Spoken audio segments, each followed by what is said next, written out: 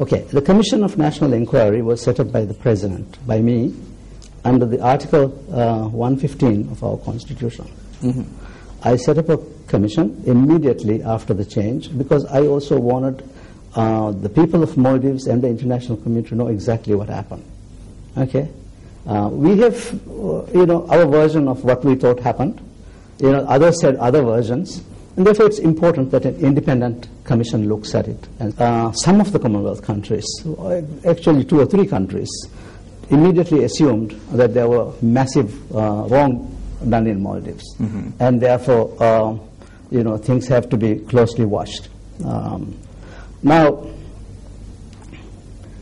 they were all listening to Nasheed, because Nasheed is seen as the icon of democracy and climate change and so on, and so they took his position against us and wanted to be very critical with us.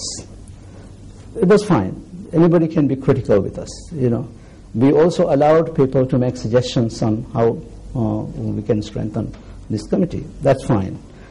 We cooperated. We worked together. And when Nasheed raised the issue of the integrity and independence of this commission, without even having observed the work of it, I still went ahead and talked to Commonwealth Envoy, and we made the changes. First, we agreed to change the terms of reference according to the wishes of Mr. Nasheed and the Commonwealth. Second, we appointed a co-chair, an independent retired judge from Singapore. I'm aware, Mr. President. Yes. And third, not only that, we also put in my commission a nominee of Mr. Nasheed. At the same time, there were other people who have been accused of wrongdoing who also wanted their representatives in the commission.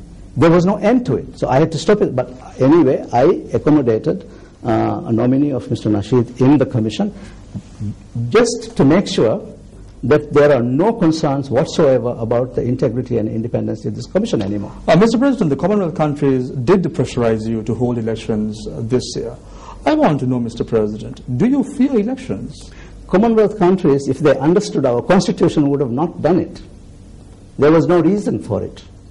You see, you don't go to the United States and if the president resigns and the vice president takes over, you don't go and pressurize the vice president of the United States to have an election immediately, because there is a constitution that says that elections can be held at a particular time. In the Maldives, our constitution says there is a 5-year presidential term. If the president vacates the position for any reason, vice president has to step in and complete the term. There is a period in which election could be brought forward by 3 months. I have said very openly, I will support elections as early as July of next year, which is less than a year from now, and there's so much work that needs to be done. My responsibility as a vice president is to the country first. I have to make a judgment because the people of Maldives had put trust in me to vote me into the position. Mr. President, will you contest the elections next year in July? I'm considering it, but it depends on a number of factors, and things can change in Maldives over the next couple of months. I will make a decision then. Will Nasheed be allowed to contest elections as well? Obviously he will be. All Maldivians are equally eligible to run for election in our country. Mr. President, with regard to your meeting with President Mahinda Rajapaksa 2 days ago, I want to know what was discussed at this meeting.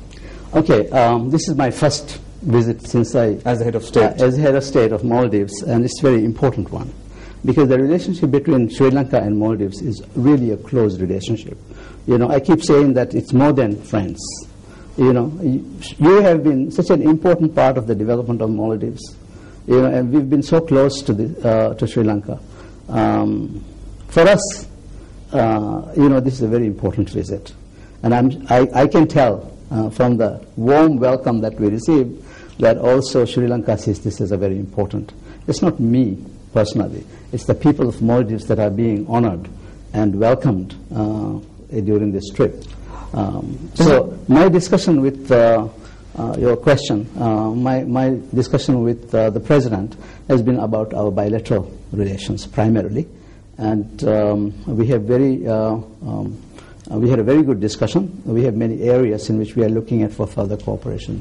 Mr. President, with regard to the Universal Periodic Review that is going to be held in October, your government voted against the resolution that was sponsored by the United States in early March. I want to know, what is the position of your government? Are you satisfied the manner in which Sri Lanka has progressed in terms of the lessons learned and reconciliation report, and what would be the stand of your government in October?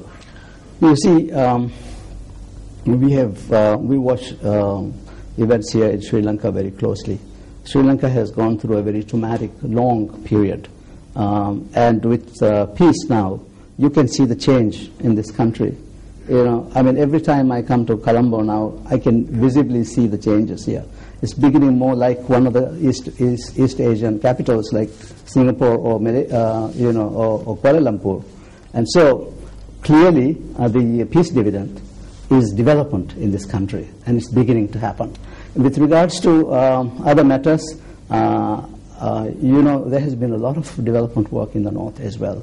I have been told by many diplomats in this country that they have visited. Sri Lanka is making a huge effort, and that should be appreciated. Things cannot be changed overnight, and we will continue to stay with Sri Lanka in the Human Rights Commission and other. Mr. President, my final question to you is, 30 years of President Abdul Qayyum's rule, you agree with me when I say it was a dictatorial term in Maldives at that time. I want to know, Nasheed came in 2008 to establish democracy in your country, and then you took over as a president of Maldives. What will happen next? Nasheed didn't come to establish democracy by himself. Democracy is not something that one individual can do. He was supported by me. He was supported by many other individuals in our country and our population, primarily our population, young population that wants change. And that march towards democracy and establishing a full democracy will continue. Maldives will be a democracy. We are committed to that. There's no reason to doubt that it's going to reverse. Thank you very much, Mr. President, for joining us right here on News First. Thank you. It was a pleasure meeting you today. Sure. Thank you.